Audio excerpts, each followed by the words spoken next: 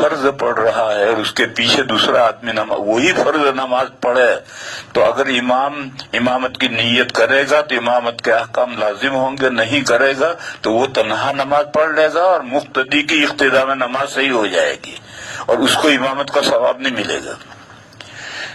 تو امام کے لیے امامت کی نیت تو ضروری ہے، وہ امامت کی نیت کرے گا تو امامت کے احکام لازم ہوں گے ورنہ نہیں ہوں گے۔ لیکن پیچھے کون مقتدی ہیں، مردوں کی نیت کرنا، عورتوں کی نیت کرنا یہ ضروری نہیں ہے، جو بھی پیچھے نماز پڑھ رہا ہے ان کو پڑھا رہا ہوں۔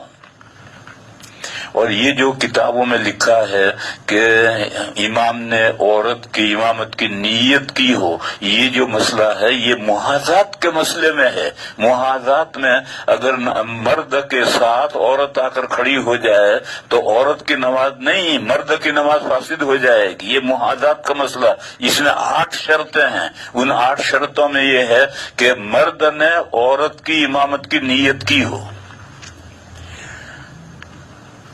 سعودیہ میں عورتوں کے نماز، حرم شریف میں عورتوں کے نماز پڑھنے کی جگہ الگ ہیں، اور جب اذان ہوتی ہے اس سے بھی پہلے اغوات آتے ہیں، عورتوں کو وہاں سے طواف میں سے ہٹا دیتے ہیں، لیکن جب بھیڑ ہو جاتی ہے تو پھر عورتوں کو الگ کرنے کی کوئی صورت نہیں، پھر عورتیں بھی مردوں کے بیچ میں نماز پڑھتی ہیں۔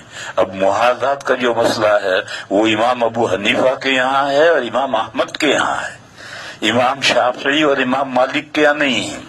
حضرت امام شافعی اور حضرت امام مالک کے محاذات کا مسئلہ ہی نہیں ہے، ابو حنیفہ اور امام احمد کے یہاں محاذات کا مسئلہ ہے۔ تو اب وہاں کیا ہوگا، وہ تو سب امام احمد کے ماننے والے ہیں۔ تو میں جب پہلی مرتبہ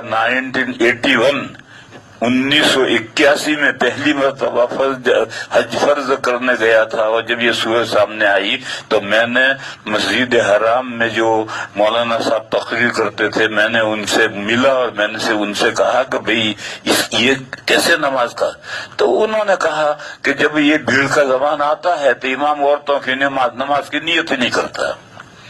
تو وہ محاذات میں جو 8 شرطیں ہیں اس میں یہ کہ مرد امام نے عورتوں کی امامت کی نیت کی ہو تو مرد کی نماز فاسد ہوگی۔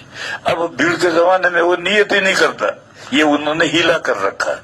بہرحال آپ کے سمجھنے کی بات یہ ہے کہ جو کتابوں میں لکھا ہے جس کو لوگ مطلق سمجھتے ہیں یہ مطلق نہیں ہے، یہ تو صرف محاذات کے مسئلے کے لیے ہے، ورنہ تو امام کے امام ہونے کی نیت پیچھے کون ہے، کوئی بھی ہو، مرد ہو عورت ہو کوئی بھی ہو، سب کی نماز ہو جائے گی۔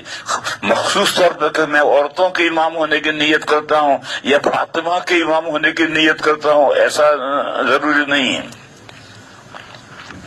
مرد امام کے لیے اگر عورت پیچھے نماز پڑھے تو امام کے لیے نیت کرنا ضروری ہے۔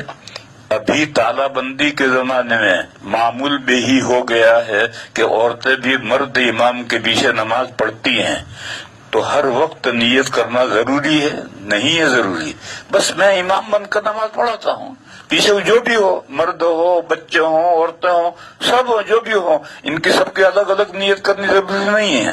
اور وہ جو کتابوں میں لکھا ہے جس سے غلط فہمی ہے وہ تو محاذات کے مسئلے میں ہے، ہر جگہ نہیں ہے۔